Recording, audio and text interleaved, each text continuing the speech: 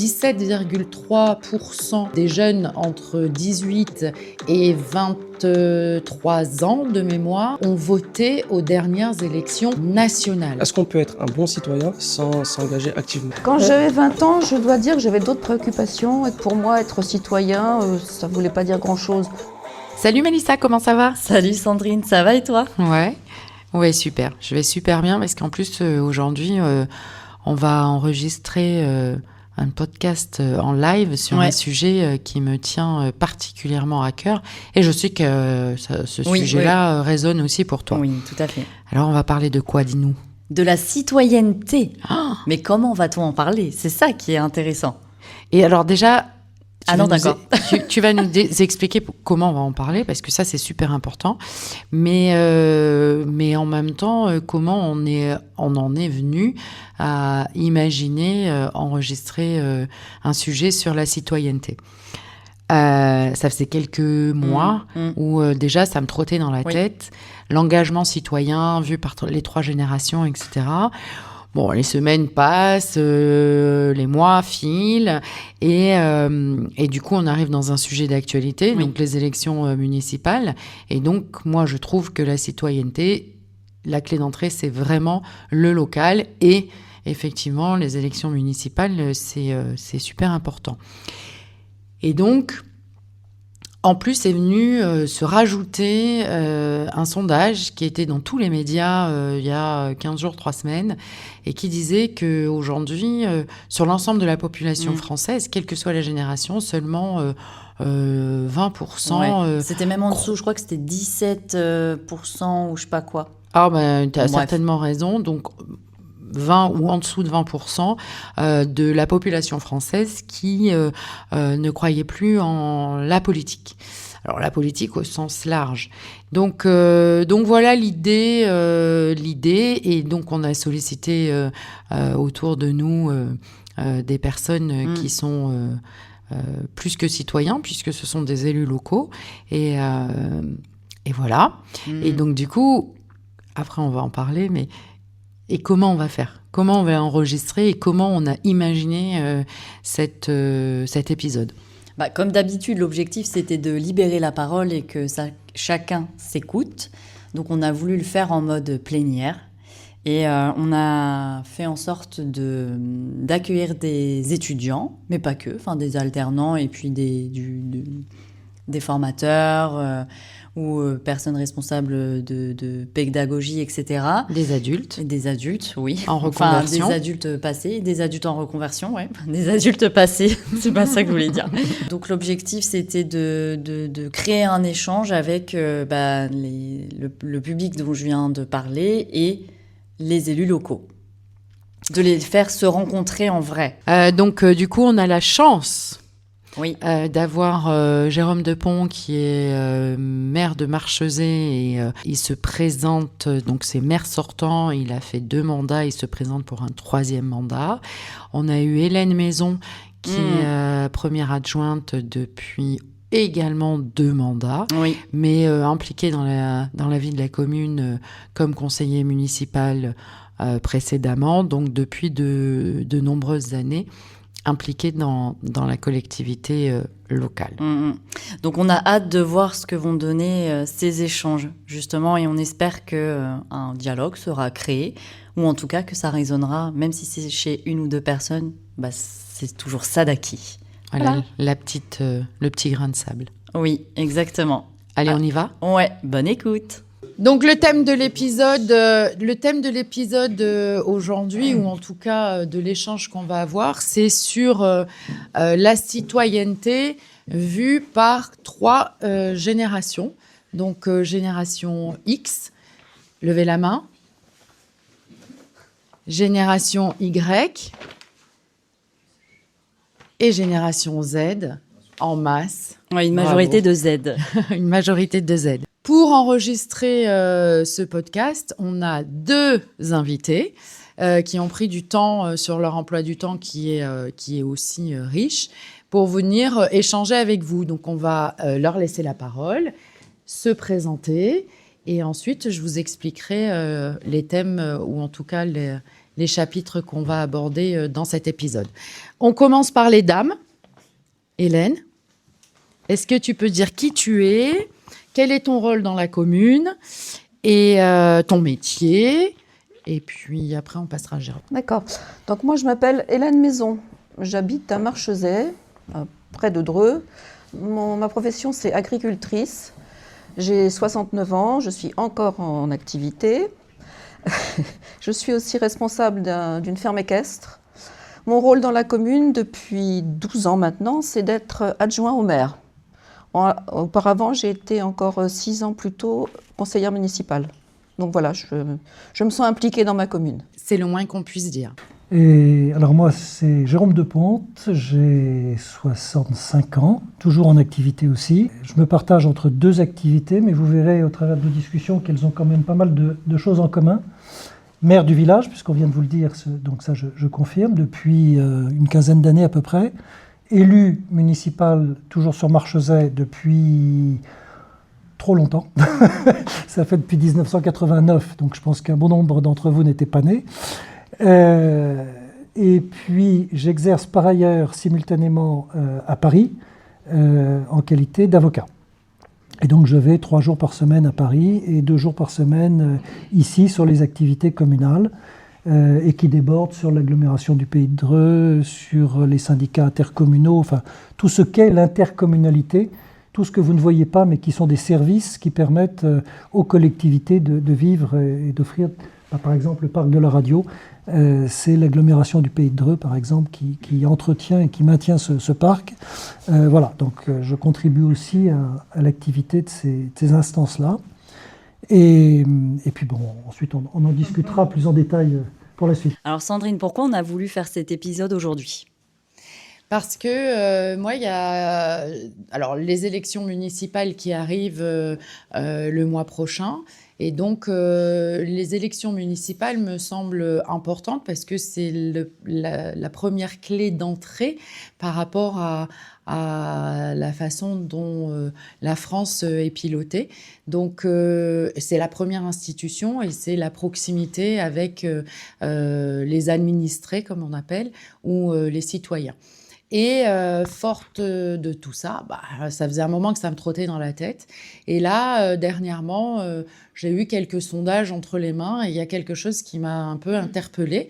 Et je me suis dit, peut-être que nous, on a un rôle à jouer aussi en créant l'échange pour que vous en sachiez un peu plus. Parce que seulement 17,3% des jeunes entre 18 et 23 ans de mémoire ont voté aux dernières élections nationales. Alors on peut dire le national c'est loin, etc. Donc j'ai pas trouvé le chiffre sur la collectivité locale, mais il me semblait aussi, alors j'ai posé la question à certains d'entre vous, que vous aviez eu tous des cours d'éducation civique. Et je voulais savoir ce qu'il en restait. Et du coup, un peu le sondage qu'on a fait juste avant que Jérôme et Hélène arrivent, c'est qu'il ne vous en restait pas grand-chose.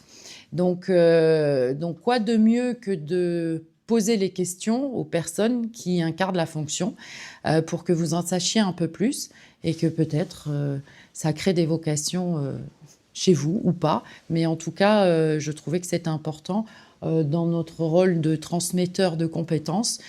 Ça fait partie aussi de notre vie quotidienne que la vie de la cité, parce que politique, ça veut dire vie de la cité. C'est ça ? Chose publique. Ah, chose publique. Aussi. Bon, ben voilà. Vie de la cité ou chose publique. Voilà. Voilà pourquoi cet épisode. On va parler sur 3 séquences. La première, c'est quoi être citoyen ? La deuxième séquence, il faut que je tourne la page, c'est confiance ou défiance.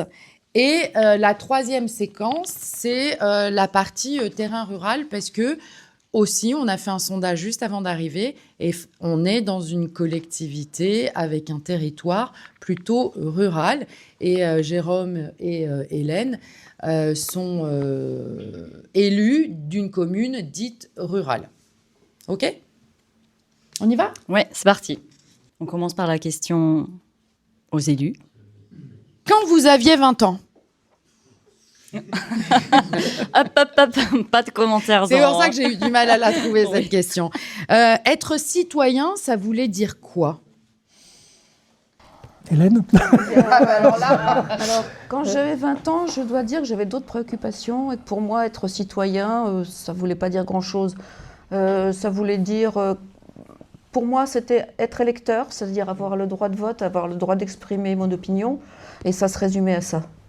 Ok. Et Jérôme, oui. Oui, mais il faut resituer les choses un petit peu dans le contexte historique. Beaucoup de choses en France ont été réglées, ou enfin, du moins influencées par le début du siècle, enfin du 1900 et quelques. Il y a eu une première guerre, il y a eu une deuxième guerre. Et vous l'avez apprise dans les livres. Hélène et moi, on est nés juste après la deuxième guerre, finalement. Parce que ça nous paraissait loin quand on est né, mais pourtant, on est né entre 10 et 15 ans après la guerre. Et 10 et 15 ans après la guerre, les familles avaient encore ce qu'on appelait des tickets de rationnement, ce qui n'existe pas, ce que vous ne pouvez pas imaginer aujourd'hui, effectivement. C'est-à-dire qu'il n'y avait pas suffisamment de biens disponibles sur le marché pour qu'on puisse se nourrir, s'alimenter, comme on le fait aujourd'hui, en allant se servir dans les rayons des supermarchés d'une manière totalement libre. Il fallait présenter des tickets et on était rationné. Donc c'était un état d'esprit. La société avait été très bouleversée par les guerres et évidemment, la notion de société n'était pas la même que celle qu'on peut voir aujourd'hui. Ça a beaucoup évolué. Alors, nous, on a vécu bercés par cette culture-là. Et c'était nos bases. Ensuite, ça a beaucoup évolué. Et c'est vrai que quand j'ai eu 20 ans, la guerre, ça me paraissait très lointain, malgré tout. Et quand j'ai eu 20 ans, j'avais envie d'avoir ma voiture, ma liberté, voyager. Et je me souciais, comme Hélène, pas beaucoup plus de ce qu'était la citoyenneté. J'ai été un peu rattrapé ensuite, parce que, habitant à Marchezais, et mon père étant lui-même déjà conseiller municipal à l'époque à Marchezais, un beau jour, il m'a dit « Tu vas prendre le relais, moi j'en ai assez, et tu vas t'intéresser à la chose publique, tu vas t'intéresser à la commune. » Et donc il m'a projeté, c'est comme ça qu'à 29 ans, j'ai été élu pour la première fois. Alors, je ne savais pas très bien ce que ça allait être, hein. J'ai été d'abord sur une liste avec un maire qui m'a dit « Tu viens avec moi ». Je ne me rendais pas très bien compte de ce que c'était, et ce n'est qu'une fois que je suis rentré dans le conseil municipal et dans la vie communale que j'ai commencé à voir ce que c'était et que j'ai commencé à comprendre ce que pouvait vouloir dire le fait de vivre en société, avec effectivement des ressemblances, des divergences, des besoins d'unité. Qu'est-ce qui fait qu'on marche ensemble? Qu'est-ce qui fait qu'on est tous là aujourd'hui? Qu'est-ce qu'on a en commun? Voilà, c'est un peu tout ça. Et j'ai commencé à prendre conscience, mais il a fallu que je sois élu pour ça, en fait. Avant, je vivais un peu dans l'insouciance, faut dire, agréablement. Alors, moi, je vais aussi témoigner par rapport, et ma génération, c'est important aussi. Moi, quand j'avais 20 ans, pour moi, dès que j'ai eu le droit de mettre un bulletin de vote dans une urne, c'était un acte incroyable de liberté pour moi. Très, très attachée à ça. Et j'ai expliqué que je suis maman d'une jeune femme et qu'à chaque élection, même toute petite, je l'amenais dans l'isoloir, pas pour lui dire ce que je mettais dans l'urne. C'était juste dire il y a des femmes et des hommes qui sont morts pour ce droit à la liberté. Et donc, voilà, j'ai toujours été très, très attachée. Pour moi, de mettre un bulletin dans une urne, c'était devenir libre. Et bon, la chose a fait que, évidemment, on met de l'eau dans son vin après. Mais ça, c'était ma motivation et mon engagement dans la collectivité locale. Il est venu beaucoup plus tard parce qu'il y a un maire qui est venu me solliciter. Et donc, du coup, je dis, oh, bah oui, pourquoi pas. Et du coup, l'aventure a démarré. Et je n'ai pas encore tout décrypté. Mais je pense que ce rôle est important et primordial. Et pour les administrés et pour créer du lien entre les gens, parce qu'on est vraiment la première clé d'entrée. Donc voilà. Et ce qui va être intéressant, c'est d'avoir votre avis aussi sur ce sujet-là. Donc, est-ce que certains d'entre vous veulent réagir par rapport à la question de qu'est-ce que c'est être citoyen aujourd'hui pour vous? Je suis tout à fait d'accord avec Sandrine, ça a été pareil. J'avais l'impression de me voir. Mes parents m'emmenaient, on allait voter. Je rentrais dans l'isoloir, on me disait, voilà, c'est une citoyenneté. Puis ma mère était très comme ça, sur ce côté. Nous, femmes, 44, un droit de vote pour les femmes. Nous, femmes, on a le droit de voter. J'ai toujours, même si je vote blanc, je me suis toujours déplacé. Je trouve que c'est essentiel, c'est primordial. Je vais être un petit peu brut de décoffrage. Il y a des gens qui me disent « Ouais, de toute façon, la politique, c'est chiant, c'est ci, c'est ça. » T'as voté ? Non. Bah, tu te tais. Désolé. Si tu as voté, tu peux dire « Je ne suis pas d'accord ». Tu peux participer. Si t'as pas voté, tais-toi. Et je trouve que jusqu'à la fin de mes jours, j'espère vivre vieux et pouvoir aller voter la dernière fois, mais toujours aller voter, même si des fois, je trouve que c'est essentiel et c'est primordial. C'est être citoyen, c'est pouvoir participer même si on n'est pas élu, mais c'est participer à quelque chose. Et je trouve que c'est essentiel. Donc participer sous la forme d'aller voter. Mais être capable de dialoguer, de s'écouter. Et puis de dire, oui, ça je suis d'accord, ça je suis pas d'accord. D'évoluer des fois. De dire, ah tiens, oui. Ah, c'est pas bête ce que vous dites ou ce que tu dis. Et puis, le respect. Je trouve que le politique, c'est ça, moi. C'est... si on veut vivre en société, j'ai bien aimé ce que vous disiez tout à l'heure, société. Vivre en société, c'est vivre les uns avec les autres. Et ensemble. C'est joliment dit. Oui. Et donc, vous, les jeunes, je peux me permettre ? Bah oui, mais oui. Voter, c'est un devoir, un droit ou une illusion ? Allez, votre avis. Alexis, tu penses quoi ? Ça tombe sur toi. Un droit et un devoir, les deux. Qui veut intervenir sur l'acte citoyen ? Voter, ça veut dire quoi pour vous ? Allez-y, on est entre nous. Hein. Ça ira sur Internet après, mais... Noah. Droit, du coup. Je fais pas de phrase. Je dirais droit, ouais. Droit. Ouais. Et est-ce que tu peux développer sur le côté citoyen ? Ça veut dire quoi pour toi ? Antoine développer. Ouais, vous allez développer à plusieurs. Antoine, t'as raison. Toi qui es impliqué en plus. C'est quoi pour toi être citoyen ? C'est plus un droit, oui. Le côté citoyen, vraiment. Ouais, parce qu'on n'est pas obligé, on n'a aucune obligation d'aller voter. Et du coup, c'est vraiment une démarche de droit. Oui, mais ça, c'est sur le côté vote. C'est à notre échelle, c'est notre participation à la société, notre participation à la commune, participation à l'amélioration de la société et de la commune. Moi, je vais vous interrompre. Allez-y. Je viens de constituer une liste électorale pour les prochaines élections municipales. Et ce matin, j'ai été la déposer à la préfecture, à la sous-préfecture à Dreux. J'ai donc mes 11 noms. Et j'ai regretté quelque chose dans mon village, en me promenant et en cherchant à constituer une liste, aujourd'hui en parité, homme-femme, peu importe, c'est de ne pas trouver quelqu'un de 18 ans, puisqu'il faut au minimum 18 ans pour pouvoir participer à un conseil municipal. Je n'ai pas trouvé quelqu'un de 18 ans disponible et qui a envie de mettre, en plus de ses études, un peu de temps pour partager la collectivité, venir donner ses idées, venir me dire, tiens, un village, c'est pas fait pour ressembler qu'aux gens de 60 ans, c'est aussi fait pour nous ressembler quand on a 18 ans, et voilà ce qu'on pourrait faire ensemble. J'en trouve pas. Pourquoi ? Parce qu'ils sont pris par leurs études, parce que les études, malheureusement, les amènent loin des villages ruraux que sont les nôtres.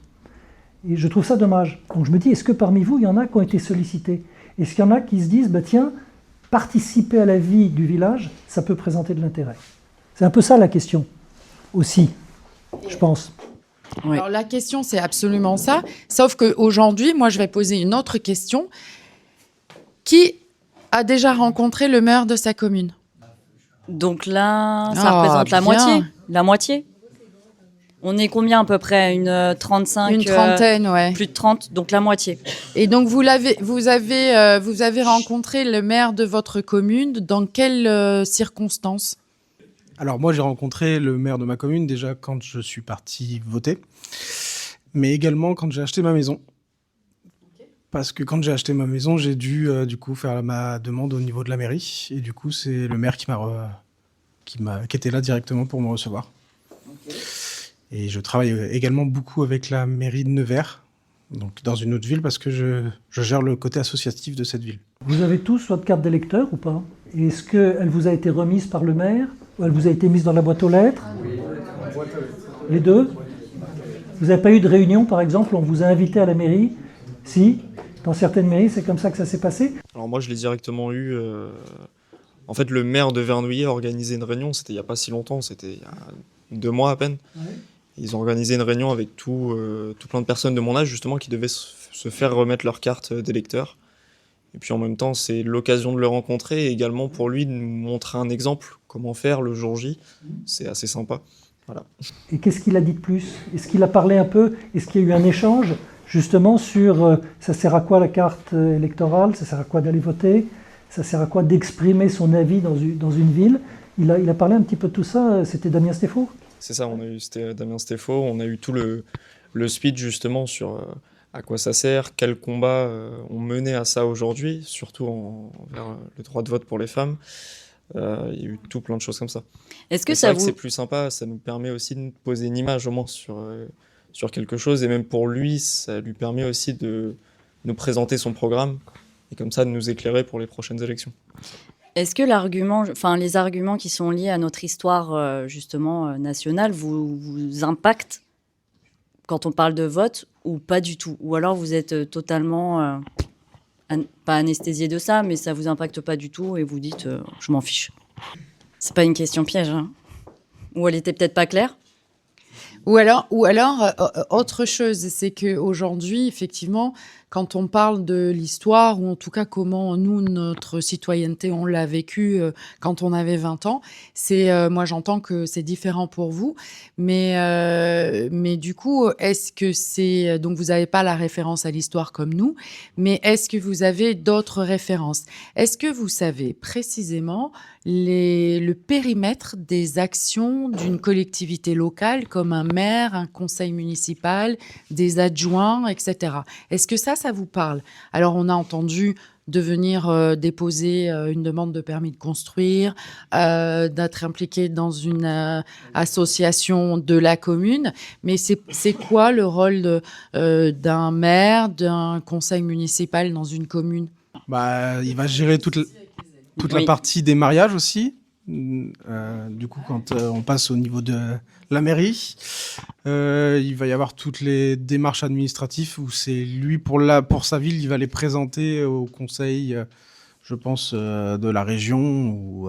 Ça s'appelle aller chercher des subventions qui permettent de financer l'action quotidienne. Donc oui, absolument, on va rencontrer les autres strates de la société française ou de la représentation de l'État pour aller chercher de l'argent. Parce qu'effectivement, au niveau communal, les impôts qu'on perçoit ne sont pas suffisants pour faire tout ce qu'on voudrait pouvoir faire.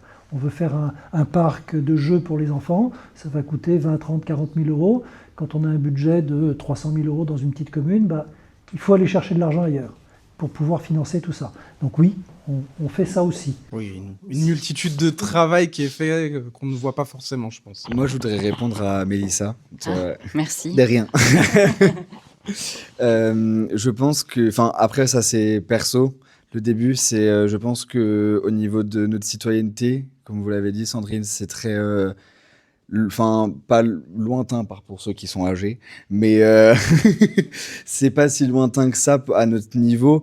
Mais je pense qu'en fait, à partir du moment où on arrive à secteur lycée, moi personnellement, dès la seconde, on nous bourre tellement le crâne avec le baccalauréat, les études sup, qu'en fait, tout ce qu'il y a autour, et puis en plus, suffit qu'à personnel, famille où si on veut se faire plaisir, faut travailler. Donc dès les 16 ans, on commence à travailler. Quand on enchaîne travail, études scolaires depuis la première, après, au bout d'un moment, on oublie... pas forcément par pur plaisir, mais on oublie un petit peu tout ce qu'il y a autour. Et c'est vrai que je pense que le droit de vote, des fois, comme certains droits, on l'oublie un peu. Mais je pense que notre génération, avec les réseaux sociaux, c'est pas forcément avec l'histoire nationale du pays, mais je pense que c'est plutôt par rapport aux histoires actuelles avec les autres pays, où on se rend compte que des fois, on est là, waouh, ouais. Moi, des fois, quand je voyais que, par exemple, c'était le Covid, quand je voyais que...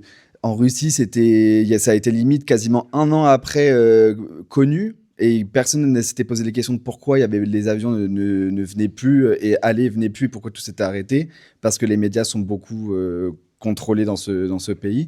Bon, là on se dit, en France, même si aujourd'hui il y a quand même beaucoup de choses qui sont contrôlées, mais on a quand même le droit d'information et le droit du coup de vote aussi, et de pouvoir dire ce qu'on pense sans avoir des représailles directes du moins. Donc je pense que ça, soit on se rend pas compte, ou je pense que des fois quand on est devant son téléphone, qu'on voit Hugo Décrypte ou qu'on voit BFM ou Brut qui dénonce ça, on se dit je pense qu'on a la petite seconde, quelques minutes où on se dit, ouais, quand même, on a de la chance d'être dans un pays où on peut voter. Typiquement, sur la libération de la parole, effectivement, nous, on intègre un stagiaire qui s'appelle Stanislas au sein de notre asso et qui est un réfugié politique, qui est russe. Donc, s'il est réfugié politique, c'est que, voilà, ça fait partie. Il était journaliste. Donc voilà, ça vient compléter totalement ce que tu es en train d'expliquer, oui. Nous, on n'est pas forcément obligé de partir du pays si on dit des choses qui ne conviennent pas au gouvernement. C'est ça, mais pas que. Après, c'est comme dans d'autres pays, quand des personnes vont exprimer une opinion. En France, on n'est pas aussi laxiste sur, par exemple, les armes à feu, mais dans d'autres pays, quelqu'un qui va dire quelque chose qui ne se plaît pas, il va se prendre un coup de couteau, une balle, on va le menacer, on va lui envoyer une pierre dans sa vitre. Enfin voilà, c'est... En France, ça existe, mais c'est quand même bien minime comparé à ce que dans d'autres pays, malheureusement, ils peuvent avoir. Donc, je trouve que le fait d'aller, par exemple, là, pour les élections, de pouvoir aller dans sa mairie ou de pouvoir, quand c'est, par exemple, présidentiel ou autre, de pouvoir aller voter sans avoir peur de se voir ou de subir quelque chose, même si dans certains endroits peut-être, mais je trouve que c'est quand même assez rassurant. Voilà. Donc là, moi, j'ai entendu, mais en tout cas, vous prenez le prisme un peu plus large. Et si on ramène à la commune, la commune, dans votre quotidien, elle sert à quoi ? Dans un premier temps, ça va être tout ce qui est, comme tu dis, les aménagements locaux. Donc, c'est-à-dire s'il y a un lampadaire, un passage piéton à réaliser, ça va passer par la commune. Est-ce que l'un d'entre vous peut s'être trouvé confronté à la situation d'avoir un différend, un litige avec son voisin? Ah, ils font aussi de la médiation, du coup? Ah ouais. Ok. Ah ouais. C'est une des choses, les gens viennent, en fait, dans les villages, plus le village est petit, je dirais, plus le maire ou les élus deviennent l'interlocuteur privilégié des habitants, pour prendre des termes très, très génériques. Et ils viennent se confier. Alors, autrefois, il y avait le médecin, il y avait le notaire, il y avait tous ces gens-là aussi, ce qu'on appelait les notables. Aujourd'hui, il n'y en a plus. Aujourd'hui, il n'y a plus de commerce dans les petits villages. Donc, il y a peu d'endroits où il y a un échange possible. Moralité, ça se passe souvent à la mairie. Et à la mairie, les gens viennent. Parfois, il y en a qui viennent me voir, je ne sais pas très bien pourquoi ils viennent. Parce que leur problème n'en est pas vraiment un. Et une fois qu'ils sont repartis, ils ont toujours le même problème. Mais au moins, ils sont venus en parler. Ils sont venus échanger. Ou ils sont venus expliquer qu'ils ont un problème parce que le chien du voisin aboie et qu'il faut que le maire aille dire au voisin de faire en sorte que le chien aboie moins ou que le coq chante moins fort ou que toutes ces petites problématiques de voisinage. Et il n'est pas rare de recevoir les gens et de leur dire « bon venez me voir, vous avez un différend, vous n'êtes pas d'accord, venez et on va en parler ensemble ». On essaye de restaurer le dialogue. C'est aussi ça. C'est faire société, c'est faire que les gens se parlent, faire qu'il y ait de l'écoute et qu'il y ait un échange. Et on a aussi ce rôle. Et je vous disais tout à l'heure, il y a quelque chose qui me plaît dans la fonction de maire, et ça me rapproche de mon métier, c'est que l'avocat, c'est certes l'homme du litige, mais c'est aussi l'homme qui essaye de mettre fin au litige. Parce qu'on reçoit des gens qui sont dans la souffrance, on leur doit beaucoup d'argent, ça leur manque, ils ont besoin de récupérer de l'argent. On leur reproche quelque chose, que l'arbre est trop grand et fait de l'ombre chez le voisin, on leur reproche d'avoir construit sur le terrain d'autrui, on leur reproche plein de choses. Bon, les gens se reprochent toujours plein de choses parce que c'est la vie en société, et la vie en société, ça amène aussi à des frictions. Mais en tant qu'avocat, on est là pour éviter autant que faire se peut de perdre du temps devant un juge, et si on peut trouver un accord amiable, on essaie de le trouver. Et ça, c'est toujours par le dialogue, quel qu'il soit. Donc que ce soit le maire qui, avec ses habitants, essaye de régénérer un dialogue, ou que ce soit l'avocat, c'est un peu la même chose. Et donc, finalement, cet engagement, pour moi, il est un peu pareil. Voilà. C'est un élément que j'aime bien dans cette fonction. Non, oui, j'acquiesce. Alors, moi, je ne fais pas le même lien avec ma fonction. Moi, c'est c'est un peu différent. Et j'aimerais qu'on écoute Hélène, parce qu'elle a une belle expérience aussi. Toi, c'est quoi ta fonction ? Alors, moi, ma fonction, c'est l'adjoint de Jérôme. Donc, je supplée à toutes ces fonctions, plus ou moins. Moins sur l'extérieur et sur l'agglo, un petit peu quand même, mais pour moi, c'est plus au niveau local. Surtout du fait que je travaille et j'habite sur la commune, donc j'y suis pratiquement en permanence. Donc voilà, s'il y a un petit souci, si Jérôme ne peut pas être là, et je reconnais qu'il fait le maximum pour être là, souvent c'est vers moi que les gens se tournent. Donc ça peut être pour une petite chose, je sais pas moi, un début d'incendie, un litige, un problème comme de chien, comme vous dites. Enfin bon, La clé d'entrée, c'est souvent les problèmes. Hein. Ou alors un retard sur le bus scolaire, ou voilà, des choses simples. Ou alors un manque potentiel d'entretien, alors que non, le village est bien entretenu. Mais voilà, pour moi, c'est plus sur les petites choses du quotidien. Après je participe aussi à tout ce qui est externe, mais voilà, pour moi, l'adjoint, il doit aider le maire. Voilà. Donc c'est un peu les mêmes missions, mais pour moi, c'est plus à l'échelle locale. Et alors, ce qui est important, et là, ça fait une transition toute trouvée, c'est qu'effectivement, il y a le quotidien, la mairie, la commune, mais dans la façon dont est organisée les institutions, chaque commune est représentée sur les institutions à un niveau, alors je ne sais pas si on peut dire au-dessus, mais au niveau de l'agglo. Donc l'agglo, là on est dans des locaux de l'agglo, on va faire un salon organisé par l'agglo, donc ce mot agglo, vous l'avez entendu très régulièrement. Et donc pour le salon, on a une classe qui a travaillé sur la sécurisation du salon des MOS avec l'agglo.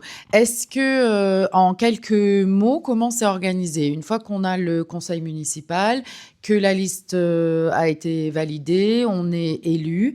Comment ça se passe après notre représentativité sur d'autres échelles? En fait, tout est découpé en millefeuilles, comme on a tendance à le dire. La commune, on s'occupe de tout ce qui est très local. Mais donc, effectivement, l'état civil, les mariages, c'est le maire. La tenue de l'état civil, c'est-à-dire que quand vous naissez, il y a un registre qui est tenu et on inscrit les naissances et ça va comme ça jusqu'au décès. On est consulté également pour tout ce qui est décès accidentel sur la commune. Le maire est le premier appelé, ou son adjoint, peu importe, quand il n'est pas là, pour constater un décès. Ce n'est pas la partie la plus amusante. Ou pour annoncer également, faire le relais de l'information que les gendarmes ou les forces de police doivent avoir vis-à-vis de la population. On est ce relais, on est censé le faire. Bon. Il y a plein d'autres activités sur l'entretien de la commune, la voirie, les bâtiments communaux, etc. On gère tout ça. Mais aujourd'hui, une commune, une fois qu'elle a géré ça, géré son cimetière, géré son église et ses bâtiments et ses rues, son éclairage public, on a fait un peu le tour de la question. Parce que pour avoir plus d'efficacité, l'État et la loi ont décidé que des compétences allaient être transférées à des collectivités plus larges. Par exemple, si on parle de tout ce qui est transport de l'électricité, eh bien, c'est les communes qui, à l'origine, ont la responsabilité. Elles se groupent à plusieurs communes et elles organisent le transport de l'électricité entre elles. Les fluides, vous avez l'eau, par exemple. Vous avez un syndicat intercommunal qui va regrouper plusieurs communes et qui vont organiser un forage et la distribution de l'eau potable jusqu'au robinet que vous avez chez vous. C'est vrai que quand vous ouvrez le robinet, vous ne vous rendez pas compte que derrière, il y a un groupement de communes et un syndicat qui organise et qui investit pour la création de réseaux et de façon à s'assurer que l'eau qui vous est livrée soit toujours de qualité. C'est vrai pour le ramassage des déchets, pour un tas de choses comme ça. Et vous avez une strate encore au-dessus qui est donc l'agglomération. L'agglomération, donc pour nous, celle du pays de Dreux, elle regroupe 115 000 habitants et 81 communes qui vont en gros de Maillebois jusqu'aux portes du Houdanais. Et à la moitié de la distance entre ici et Chartres à peu près, et jusqu'à l'Eure dans l'autre sens, les communes de l'Eure, Vérézy. Et l'agglomération de Dreux va exercer plusieurs compétences, c'est-à-dire le développement économique. Donc ça va vous intéresser parce que dans le cadre de vos études, vous allez nécessairement vous intéresser au développement économique, à l'emploi, à tout ça. Et donc l'agglomération peut, par son action, essayer de développer l'économie. Par exemple, ici, vous avez un ensemble de bâtiments qui appartenait autrefois à Philips, qui fabriquait des téléviseurs. C'est pour ça qu'on appelait ça la radiotechnique. C'était effectivement l'endroit où étaient fabriqués la plupart des téléviseurs qu'on vendait en Europe. Puis un beau jour, l'écran cathodique a disparu, a laissé place à l'écran plat, et c'est en Chine que ça s'est fabriqué, et puis à Dreux. Moralité, ces bâtiments se sont retrouvés vides, et Philips a déserté les lieux.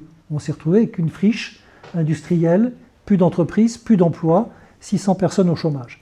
Eh bien, l'agglomération du Pays de Dreux, à ce moment-là, à l'époque elle était plus petite, mais peu importe, c'est quand même l'agglomération, a racheté l'ensemble des bâtiments et a dit, eh bien, on va essayer de faire un parc d'entreprises, on va faire venir des entreprises, une école de formation, de la restauration, de la logistique, peu importe, faire venir des entreprises pour créer de l'emploi, pour qu'il y ait toujours une dynamique économique sur le territoire.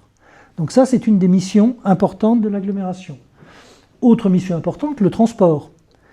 Si vous pouvez aller à l'école, enfin à l'école, c'est au sens général, hein, c'est pas à l'école primaire, mais ça concerne le primaire, le secondaire, tout ce qu'on voudra, les transports intra-urbains ou extra-urbains, c'est l'agglomération du Pays de Dreux qui organise ces transports.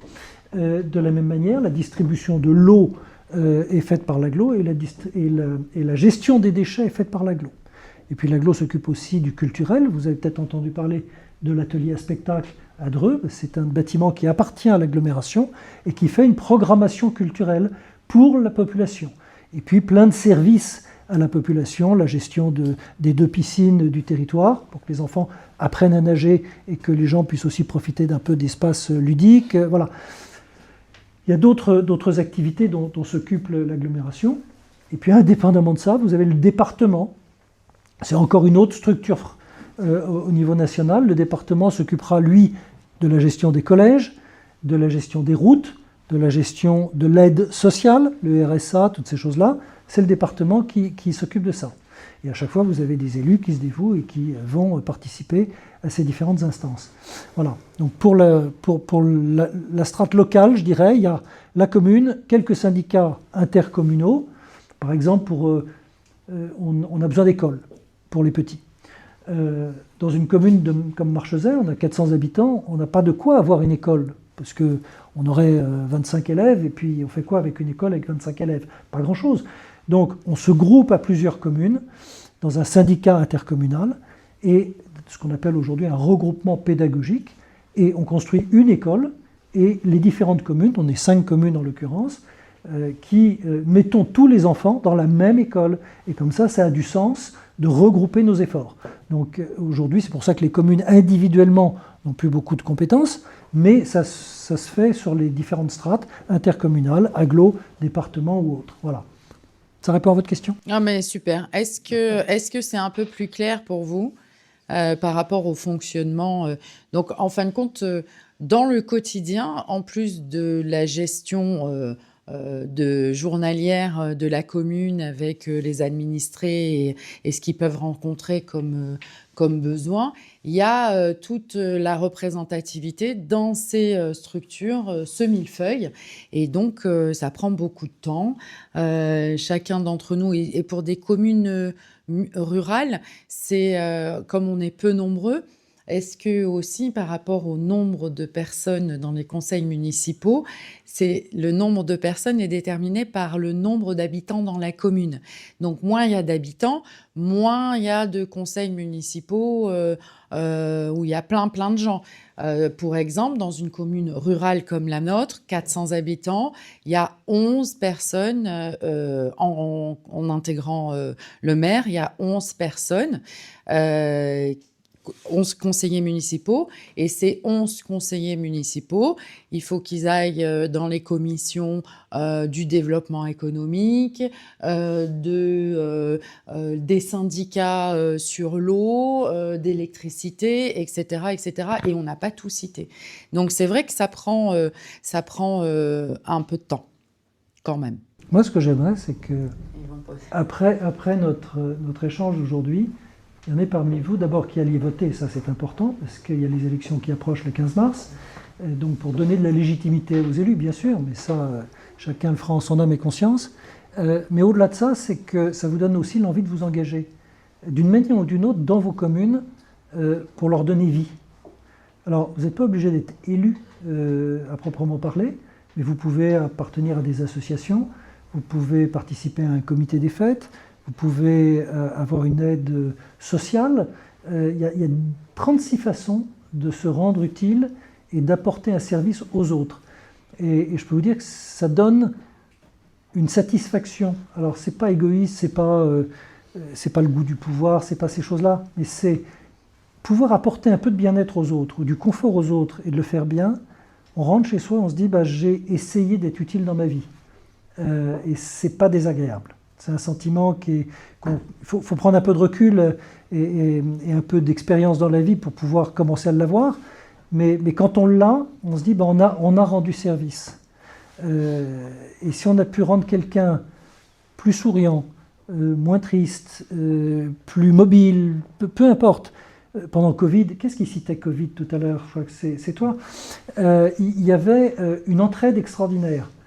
C'est là où l'État s'est rendu compte que 36 000 communes en France, multipliées par le nombre d'élus dans chacune des communes, c'était autant de travailleurs sociaux gratuits qui ont pu aller porter des repas, aller déplacer des personnes âgées, aller secourir les uns et les autres en période de crise. Et la pandémie, c'était quand même une crise comme on n'avait jamais connue en France. Donc, on s'est rendu compte que les communes, ça avait du sens et que ça pouvait apporter de l'aide. Et l'État a beaucoup révisé sa position à faire disparaître les communes. Aujourd'hui, l'État aime bien se reposer sur l'existence des communes, justement pour être en proximité. Et pour ceux qui le font, c'est pas désagréable finalement d'avoir le sourire de l'autre en face quand on a pu lui apporter un petit quelque chose. Et ça fait du bien. C'est peut-être un peu égoïste, mais ça fait pas de mal. Non, moi je crois pas que ça soit égoïste. Non, tant mieux alors. Non, je crois pas que ça soit égoïste. De donner sans rien attendre en retour, ça c'est des missions qu'on connaît bien, mais en même temps, ça rentre dans la citoyenneté. Et puis en même temps, ça donne vraiment du sens. Alors vous êtes une génération qui avait besoin de sens, en tout cas qui priorisait le sens par rapport au travail, mais je vous garantis que effectivement de s'impliquer, ça donne du sens, ça fait écho. L'idée, c'est sur une seconde partie aussi, certains d'entre vous ont préparé des questions, mais peut-être que vous avez eu des questions qui sont venues au fur et à mesure de cet échange. Il faut vraiment profiter d'avoir la présence d'Hélène et de Jérôme avec nous. Vous savez très bien que c'est un podcast qui est sans filtre à partir du moment où ça reste dans le respect, etc. Donc, est-ce que vous auriez des questions ou que vous aimeriez poser, sur lesquelles vous aimeriez que tout le monde participe? Moi, il y a quelque chose qui m'interpelle parce qu'on se connaît, on se pratique assez de manière hebdomadaire. Et je trouve que du coup, vous êtes plutôt sur vos gardes, etc. Ouais. Et que la posture, ou en tout cas l'incarnation de la collectivité locale, c'est quelque chose qui est peut-être impressionnant. Parce que je vous... où il y a une certaine méfiance. Ou alors le sujet ne vous intéresse absolument pas, je ne sais pas. Mais je crois que oui, que vous êtes intéressé par le sujet. Mais posez des questions. Qui a préparé des questions? Je crois que Fadi a préparé des questions. Ouais. Moi, j'avais une question sur le rôle du citoyen. Est-ce qu'on peut être un bon citoyen sans s'engager activement? Oui. réponse directe. D'abord, je ne sais pas ce que c'est qu'un bon citoyen. Chacun est comme il est. Ceux qu'on va repérer, c'est ceux qui sortent du rang, ceux qui se singularisent et qui se singularisent en général en devenant hostiles à la société. Il y a 10 000 façons d'être hostile à la société. C'est toute la délinquance au sens large du terme. Ceux-là, effectivement, on les identifie. Et on va les qualifier de mauvais citoyens, parce qu'ils ne respectent pas la règle commune, parce qu'ils ne font pas société, finalement, ils se marginalisent d'une manière ou d'une autre. Alors on peut dire que ceux-là ne sont pas de bons citoyens, mais je ne saurais pas dire ce qu'est un bon citoyen. Par définition, tout le monde l'est. En tout cas, tout le monde est préjugé être un bon citoyen de base. Ensuite, il y a ceux qui se mettent sur la touche, et le rôle qu'on peut avoir dans ces cas-là, et là je reviens encore avec ma casquette ou ma robe d'avocat plus précisément, c'est que ces gens-là, il faut essayer de les aider à revenir dans la société, parce qu'ils en font partie. Alors c'est un autre débat, il sort, mais enfin en même temps il touche la citoyenneté au sens large. C'est le débat sur la sanction, et le fait de mettre quelqu'un en dehors de la société. On va mettre quelqu'un en prison. Tout le monde réclame aujourd'hui des sanctions exemplaires et la mise en prison des délinquants. Bon. Qu'est-ce qui se passe une fois qu'ils ont fait et purgé une peine en prison pendant 4 ans, 5 ans, 10 ans? En général, on s'aperçoit qu'en prison, ils apprennent la récidive. Et que quand ils reviennent dans la société, ils ont l'amertume des 10 années passées en prison et ils ne savent pas s'en sortir parce que la prison n'est pas faite pour réinsérer. Donc effectivement, faire société, c'est peut-être aussi leur apprendre à redevenir de bons citoyens et comment se réintégrer dans la société, comment être accepté dans la société. Parce que celui qui sort de prison, on le pointe du doigt. Alors qu'il a purgé sa peine, il est censé être redevenu blanc, entre guillemets, et alors qu'en réalité, on continue de le pointer du doigt, parce qu'il a fauté dans le temps. Oui, mais il a payé. Et le fait d'avoir payé, ça devrait nettoyer son passé. Et ça, on ne sait pas faire. On a beaucoup de mal à le faire, intellectuellement et socialement. Donc oui, voilà, pour essayer de répondre à ta question. Et j'avais une autre question, c'était par rapport aux élus.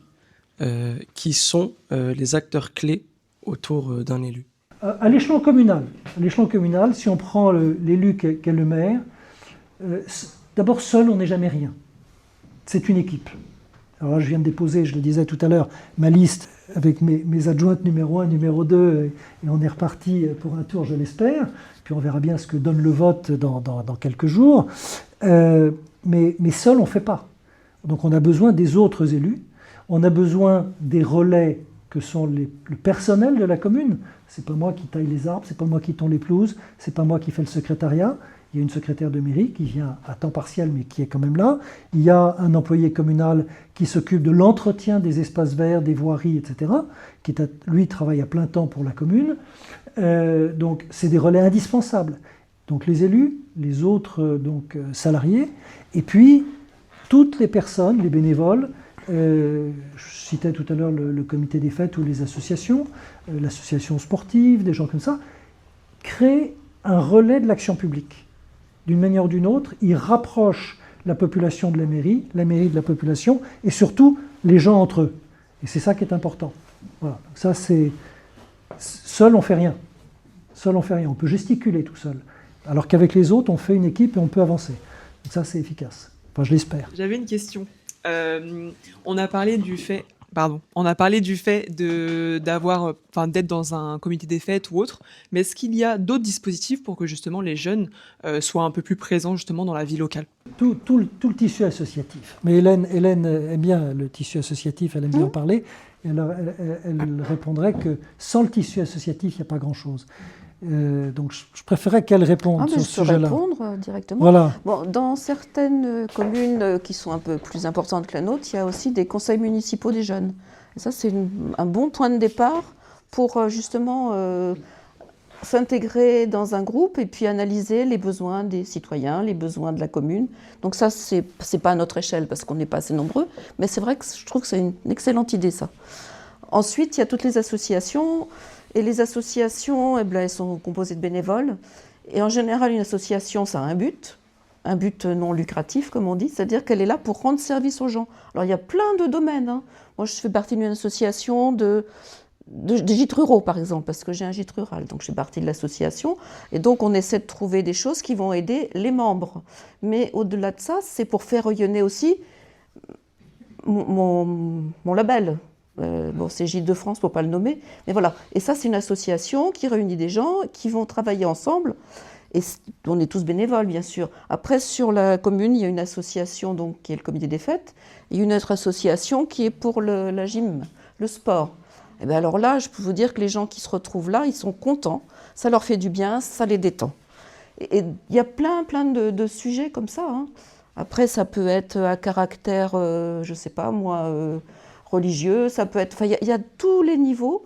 Et là, je pense que sans ça, évidemment, il y a tout ce qui est officiel, organisé. Et sans ce tissu associatif, il y aurait moins de vie dans les villages et dans le pays en général. Vous avez tous les ans, en général, à l'automne, au moment de la rentrée scolaire, dans les communes, un forum des associations. c'est très répandu quand il y a plusieurs associations. Donc comme Vernouillet, par exemple, je suis Dreux, il y a Oudan, je ne sais plus qui travaille dans le Oudanais, je crois qu'il y a quelqu'un. C'est moi. Voilà.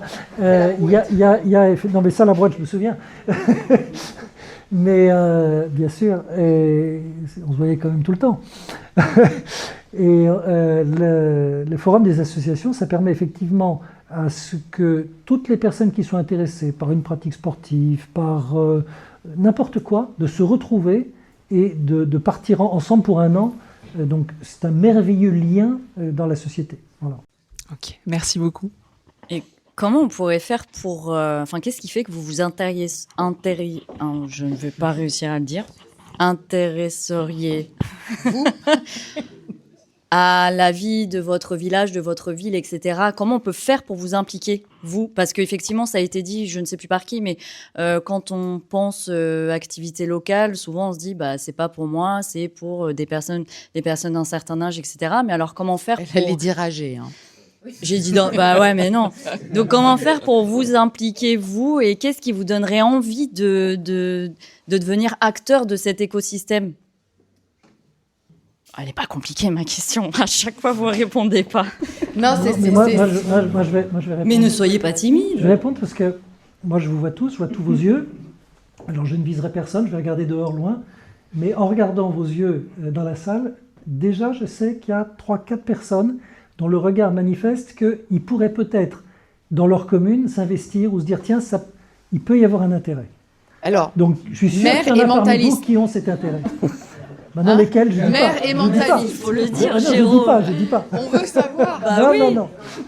Je dis pas. Non, on a dit sans jugement et dans le respect. Donc c'est sans jugement et dans le respect. Mais je suis certain que parmi vous, il y en a qui peuvent s'intéresser assez facilement. Alors on avait enregistré un podcast sur l'investissement et le monde associatif et plutôt très basé sur le sport ou sur des activités diverses et variées. Mais certains d'entre vous, vous êtes impliqués dans une association.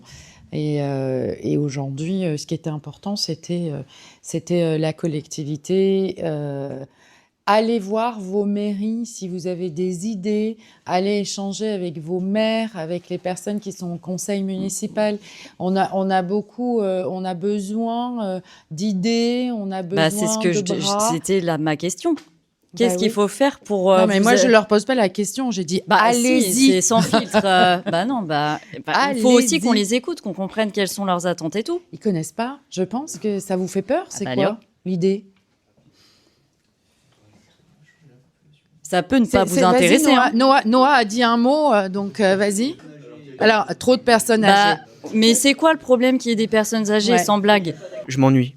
Mais pourquoi tu t'ennuies? Parce que justement, il n'y a pas d'activité. Des vides-greniers où il y a tout le temps des grands-parents qui vendent des choses, ou encore une salle communale vide comme le City, par ailleurs. Ok, alors qu'est-ce qu'il faudrait faire pour que tu t'ennuies pas? J'en sais rien, moi j'ai pas de solution, juste j'aime me plaindre, donc... Ah, tu te plains, mais tu proposes pas de solution. Amener des jeunes, mais je vois pas comment, je sais pas, peut-être faire... Mais pour faire quoi? Plus d'activités. Mais c'est quoi comme activité? Elle va te frapper, hein. Elle aime pas les jeunes. Non, je ne suis pas violente. Mais ne mettez pas sous pression, mais moi j'aurais adoré... J'ai eu quelqu'un qui avait, je sais pas, 14 ans, 15 ans, même pas, qui est venu me voir. Et qui m'a dit, moi j'adore le vélo, je suis passionné de vélo, je veux en faire ma vie. Très bien. Il l'a fait d'ailleurs. Et il me dit, mais on n'a pas d'activité pour le vélo dans le village, est-ce qu'il y aurait moyen de faire quelque chose? Je dis, ok, propose-moi quelque chose. Et il est venu me voir avec un petit dessin en me mettant un terrain de BMX. Et je me suis dit, c'est quelque chose qu'on peut réaliser pas cher. Il suffit qu'on prenne un peu de terre, qu'on la pousse et qu'on fasse des bosses. Et on a fait un petit tour de BMX comme ça. On a mis un petit peu d'argent dessus. Et lui a pris l'engagement de l'entretenir. Le problème, c'est qu'il a grandi, il a quitté le village depuis. Mais en tout cas, pour tout le temps où il a été là, il s'en est occupé. Il a fait en sorte que ça vive. Il a apporté à sa commune. Et aujourd'hui, il y en a qui vont faire des tours sur ce terrain de BMX sans savoir que c'est lui qui l'avait fait, mais peu importe. Ça a créé une activité. Il s'est investi, il est venu. Et je suis sûr que dans ta commune, Si tu allais voir le maire en disant je m'emmerde, j'aimerais bien qu'il y ait plus d'activités qui me ressemblent, c'est ça l'échange dont on a besoin aussi. Il n'y a pas assez de proximité entre. Mais il faut la créer, la proximité. Ouais, mais elle est très fermée, on dirait une secte en fait. C'est ça le problème, c'est que c'est très fermé. Est-ce que j'ai une tête de gourou? Non, mais le truc, c'est que la salle communale est tout le temps remplie par 20-30 personnes alors qu'on est 3000. Et j'ai l'impression que c'est très fermé en fait. Il y a très peu de communication. Il se passe des choses, mais c'est pas. Il faut oser ouvrir les portes. Faut oser ouvrir les portes. C'est un manque de connaissances. Quand on revient à quand j'avais moins de 20 ans, j'étais timide. J'osais pas ouvrir une porte. J'osais pas aller dire quelque chose à quelqu'un. C'est infiniment plus facile aujourd'hui de franchir cette porte, de vous rencontrer, d'échanger avec vous. J'ai plus la timidité que j'avais à l'époque. Donc je sais que ça peut être difficile. Mais néanmoins, quand on franchit une porte et qu'on va apporter une idée, ça m'étonnerait qu'il y ait quelqu'un qui te dise « dégage ». Ça m'étonnerait. Parce que les idées, elles sont toujours bonnes à prendre, elles sont bonnes à valoriser. Alors, tout n'est pas valorisable facilement, etc. Mais au moins échanger, pousser une idée. Ce que tu viens de faire. Mais tu l'as fait vis-à-vis de moi, fais-le vis-à-vis de ton maire. J'ai pas donné d'idée. Plus de Pokéstop, mais à part ça... Non, j'ai pas d'inspi, moi. Mais c'est déjà bien d'avoir identifié. Ouais. Encore une fois, tu identifies beaucoup ce qui ne te convient pas, pour rebondir sur ton podcast. Oui. Ouais. Je suis pas très attaché à mes voisins, mais moi j'aurais essayé, quoi. Moi, je fais partie du comité des fêtes d'un village. Et du coup, on essaie de trouver des activités pour tout le monde. Et justement, votre population, vous les jeunes, c'est très, très compliqué parce on est déconnectés de ce que vous aimez. Et vous venez pas vers nous. Et quand on vient vers vous, vous n'avez pas envie, clairement. Donc, on fait des activités pour des gens de notre âge, pour les enfants pour Noël, pour les plus anciens. Mais c'est vrai que on ne sait pas, en fait. On ne sait pas quoi vous proposer. Et on a du mal aussi à ce que vous veniez vers nous. Donc, allez-y, venez proposer. On ne demande que ça. Moi, je trouverais en fait que notre génération, faudrait juste pas nous laisser le choix. Oh, bah. Non. Donc, quand je dis qu'on ne devrait pas nous laisser le choix, c'est dans le sens, c'est pas on nous oblige, on vient nous toquer à la porte et on nous dit tu fais ça, tu feras ça. Mais c'est par exemple, dans mon origine, quand on fait nos fêtes du village, et pourtant dans mon village, ils sont à peine une cinquantaine à l'année, et quand nous on y vient, on est quasiment 500, 600 l'été. Il y a un système de nomination. Et c'est dans ça que je dis de ne pas nous laisser le choix. C'est que par exemple, pour un comité des fêtes, moi je prends l'exemple de mon village, quand il y a la brocante. Oui, c'est ça, la brocante. Oui. Quand il y a la brocante qui a été faite il n'y a pas longtemps, moi quand j'ai vu les gens qui étaient derrière le bar, c'était quasiment que des personnes de la génération XY. Ça dépend peut-être du Y aussi.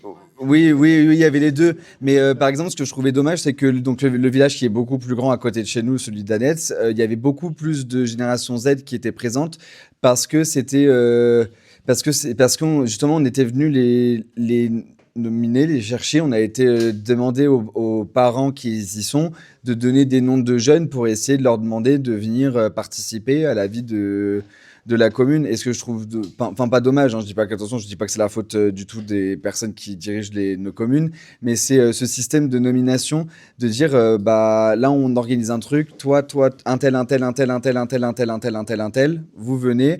Et le fait aussi, par exemple, c'est justement le combat qu'on est en train de mener dans mon village d'origine, c'est qu'en fait, c'était que majoritairement des personnes âgées, d'un certain âge qui le faisaient, sauf qu'au bout d'un moment, en fait, porter des fûts, porter des palettes, monter des tentes, faire le service de 17h à 10h du matin, c'est juste plus possible à un certain âge.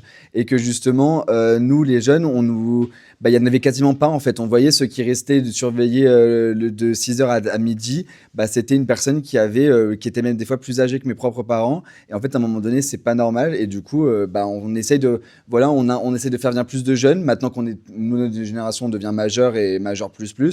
et ben on majeur tout court, et ben on essaye d'inviter nos cousins, on essaie d'inviter des amis, et puis du coup, je pense que si on commencerait à faire ce système-là, et ben on essaierait, par exemple, là, mon père il se présente dans cette fameuse liste des 11 personnes, et ben justement, moi il me dit tu viendras m'aider, oui, mais justement peut-être que là je le fais oui comme ça, et que quand il va me dire je vais faire ben, je vais venir. Voilà, c'est c'est mon père, il me dira tu viens, bah je viens, et je trouve que si on commence à faire ça, bah après ils vont en prendre goût, puis après oh il y a un ami qui va venir nous aider, puis après il y a du village, enfin voilà, ça va se tourner comme ça. Donc en fait dans ce système de ne pas laisser le choix par des nominations, ça peut être un certain système qui pourrait faire que les gens bougent. Est-ce qu'on a fait le tour? Oui. Est-ce que pour certains ça vous permet de réfléchir et de vous dire, OK, je vais peut-être m'impliquer un peu plus localement ou pas? En tout cas, quel que soit votre choix, nous, on sera venus vers vous déjà. Faute de vous venir vers nous. Et j'espère que le jour où vous allez ouvrir ou prendre rendez-vous avec la mairie ou passer dans les aires de permanence, eh ben, vous aurez un petit warning de ce temps passé ensemble en 2026 au parc de la radio de Dreux. Le mot de la fin ? Tout simplement, moi je pense que en fait, la barrière qu'il y a entre les jeunes ou tous les habitants et les municipalités, c'est le manque de connaissances. Donc je crois qu'il faut simplifier les choses. La porte de la mairie, elle est régulièrement ouverte, il ne faut pas hésiter à la pousser. Et parler, ou poser des questions. Mais je crois que c'est ça, il ne faut pas hésiter. C'est tout simple, c'est... Voilà, oser.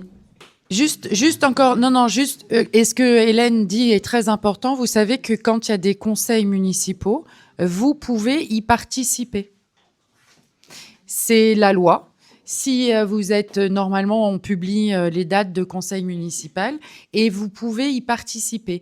Et ce qui est intéressant, vous ne pouvez pas voter sur les décisions prises en conseil municipal puisque vous avez voté sur la liste, mais vous pouvez aller voir ce qui se passe, comment ça se passe.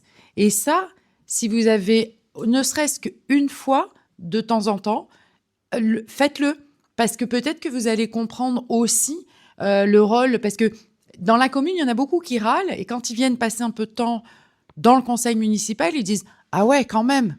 Vrai ou faux ? Certainement. Donc, du coup, voilà, allez voir comment ça se passe. Et n'hésitez pas. Et en général, les communes, il y a toujours des sièges à côté le soir du conseil municipal pour des jeunes ou des moins jeunes qui veulent venir en savoir un peu plus. Voilà, mot de la fin. C'est ouvert à tous, hein, donc quand vous siégez en conseil municipal, ils peuvent venir vous voir. Ah non, c'est ouvert. Venez.